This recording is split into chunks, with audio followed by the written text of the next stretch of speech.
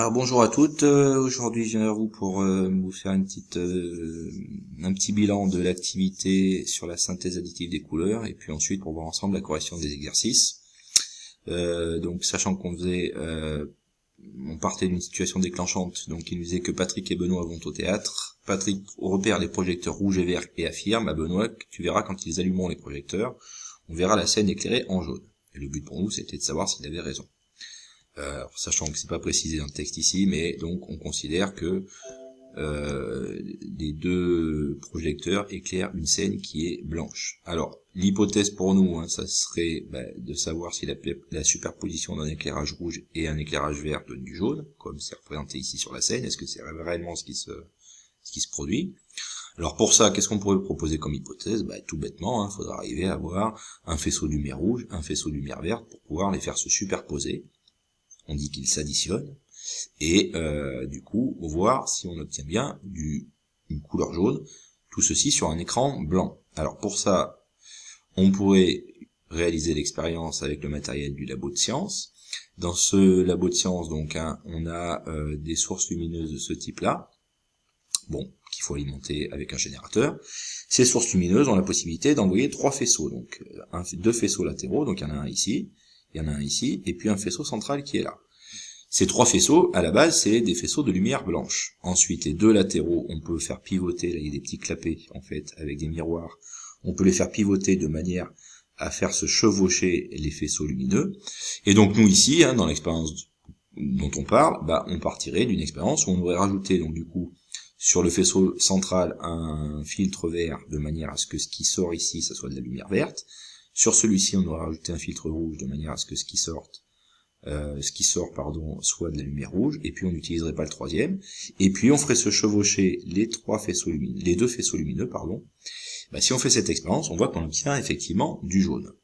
Alors, cette expérience, on peut pas la reproduire à distance, mais je vais vous montrer qu'on peut la reproduire grâce à des petits logiciels qui permettent de faire cette expérience.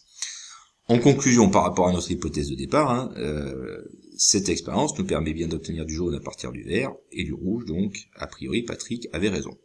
Alors, pour voir et bien comprendre ce qui se passe avec les autres couleurs et puis aussi avec le rouge et le vert, je vous avais mis en lien une vidéo dans laquelle on vous expliquait ce qu'on obtient avec 3 couleurs particulières qui sont le bleu, le vert et le rouge, qu'on appelle en optique des couleurs primaires.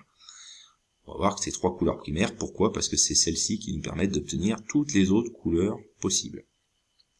En plus de ça, je vous ai rajouté un petit lien vers le logiciel de simulation dont je vous parlais.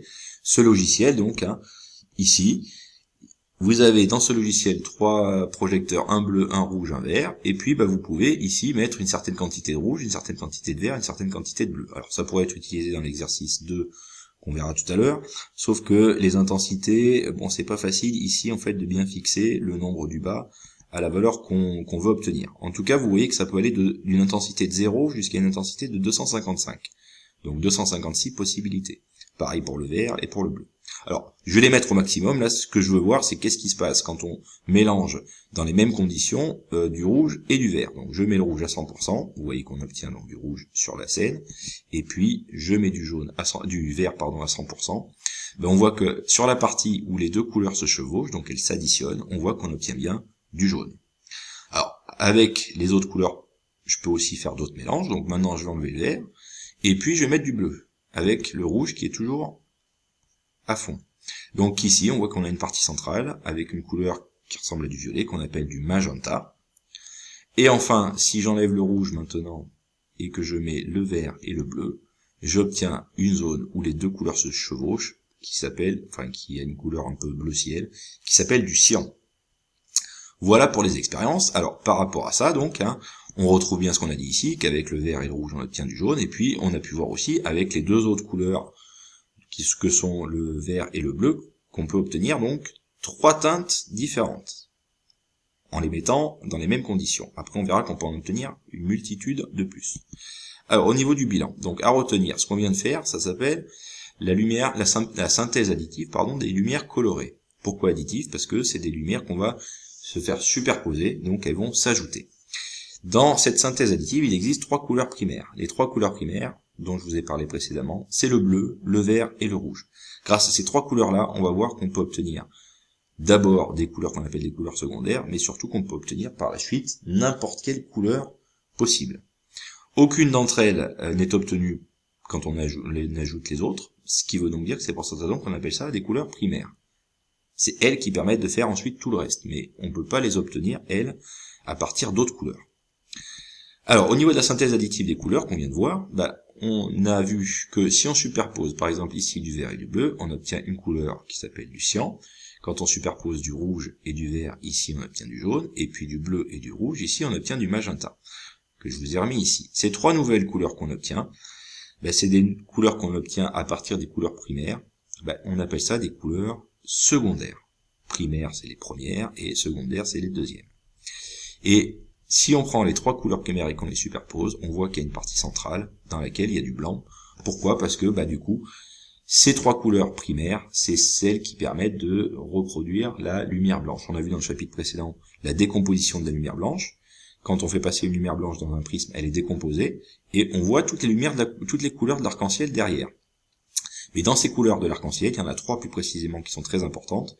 C'est le vert, le bleu et le rouge, parce que grâce à elles, en les combinant, en les mettant à différentes intensités, si on met un peu moins de rouge ou un peu plus de vert ou un peu plus de bleu, on va pouvoir obtenir n'importe quelle autre couleur.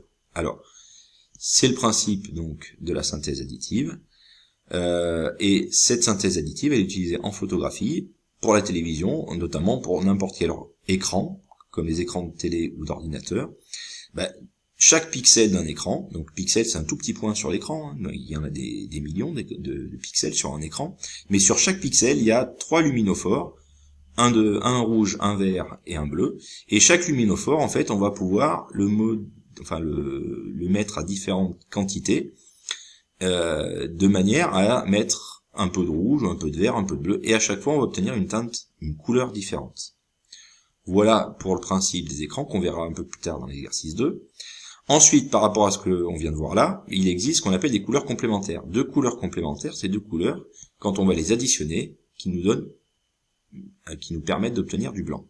Alors, le bleu, on a vu précédemment que si je veux obtenir du blanc avec du bleu, qu'est-ce qu'il faut que je fasse? Il faut que, avec le bleu, je rajoute du vert et du rouge, qui est du jaune. Donc, le bleu, sa couleur complémentaire, c'est celle qui est diamétralement opposée, c'est le jaune.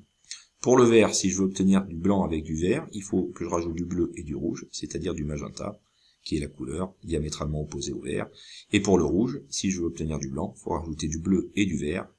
Le bleu et le vert ensemble, c'est du cyan, qui est la couleur diamétralement opposée au rouge. Tout ça, ça me donne des couleurs complémentaires. Donc, la couleur complémentaire du bleu, c'est le jaune, car on obtient du blanc grâce à ces deux quand on les additionne. Pour le rouge, il faut du cyan. Pour le vert, il faut du magenta. Voilà pour la partie situation de départ et cours. Maintenant, on va passer à la structuration des connaissances, donc aux exercices. Alors pour ça, je prends un feuille d'exercice. Premier exercice, en fait, qui permettait de reproduire un petit peu le schéma du début de la feuille précédente du cours. Donc où on va faire se superposer donc les couleurs primaires. Donc ici, on a un faisceau de lumière blanche devant laquelle on a mis un filtre rouge pour obtenir du rouge. Donc la zone 1. On a un faisceau de lumière rouge. Pour ici, la zone 2, c'est un faisceau de lumière bleue. Pour la zone 3, il n'y a que du vert. Donc, 1, 2, 3, ça, c'était les couleurs primaires. Ensuite, pour toutes les autres, de 4 à 7, c'est plusieurs couleurs qui vont se superposer. Par exemple, ici, dans la zone 4, c'est un faisceau de lumière rouge et de lumière bleue qui se superposent. Rouge et bleu, ça donne du magenta. Dans la partie 5, c'est du bleu, le 2, et du vert, le 3, qui se superposent. Le 5, c'est donc du cyan. Et enfin, dans la partie 6, c'est du rouge, le 1, et du vert, le 3, qui se superposent. Donc la partie 6 est de couleur jaune. Et il nous reste une dernière partie où les trois couleurs primaires se superposent. On a vu que quand on ajoute les trois couleurs primaires, on obtient du blanc. Voilà pour cet exercice 1. Alors dans l'exercice 2, on passait à ce qui se passe pour les couleurs à l'écran. Donc, un écran d'ordinateur ou de télévision, il est composé de millions de pixels, c'est des petits points qu'il y a sur l'écran, et chaque petit point, chaque pixel de l'écran d'ordinateur, il est constitué de trois luminophores, un de couleur rouge, un de couleur verte, et un de couleur bleue. Et chacun de ces luminophores, on va pouvoir leur mettre une intensité différente qui peut se décomposer en 256 intensités différentes. Donc on va pouvoir moduler. Si on met 0 pour la couleur rouge, par exemple, ça veut dire qu'on n'a pas mis de couleur rouge. Si on met 255, c'est qu'on a mis un maximum de couleur rouge. Donc comme il y a 250, de 0 à 255, il y a 256 intensités différentes pour le rouge, pareil pour le vert, pareil pour le bleu. Pour première question, on vous demandait de montrer que chaque pixel affiche plus de 16 millions de couleurs différentes. Il suffit de multiplier les 256 possibilités du rouge par les 256 possibilités du vert par les 256 possibilités du bleu. On obtient, si on tape ça à la calculatrice, 16 777 216 possibilités de couleurs différentes. Tout ça dans un seul pixel.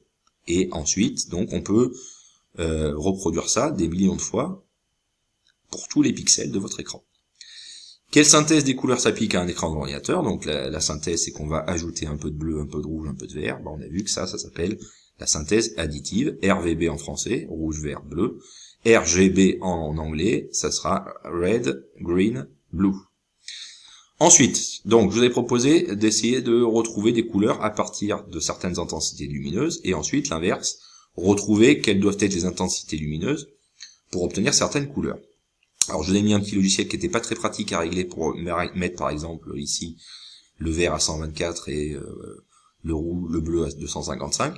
Je vous en ai mis un autre qui est plus pratique, donc je vais vous montrer ici. Et donc, celui-ci, ici, vous pouvez directement, dans le système décimal RGB, mettre l'intensité lumineuse de chaque couleur, donc rouge, verte et bleue. Alors, pour ce qui est de cela, si je mets 255 l'intensité lumineuse du rouge, j'obtiens que du rouge. Pareil ici, je mets que du vert, donc j'obtiens du vert. Si j'en mets aucun, j'obtiens du noir.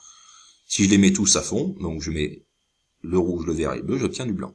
Alors je vais prendre un autre exemple, par exemple celui-ci. 221, l'intensité lumineuse du rouge, 129 pour le vert, 43 pour le bleu. 221, 129 et 43, si je mets là, 221, 129 et 43, je fais montrer, et puis vous voyez ici qu'apparaît la couleur correspondante, ça nous donne du orange. De la même manière, avec ce petit logiciel, vous pouvez mettre toutes les caractéristiques qui sont dans ce tableau, et donc retrouver tous les résultats qui étaient en bas, qui vous est donné grâce à ce petit logiciel. On peut, grâce à ce logiciel, faire l'inverse, c'est-à-dire lui donner le nom d'une couleur et qui nous retrouve quelle est l'intensité de chacune des trois couleurs primaires qu'il faut mettre. Alors ici, le premier c'était logique, si je mets le rouge à fond, le vert à fond, on a vu qu'on obtient du jaune. Si je mets les trois à fond, j'obtiens du blanc.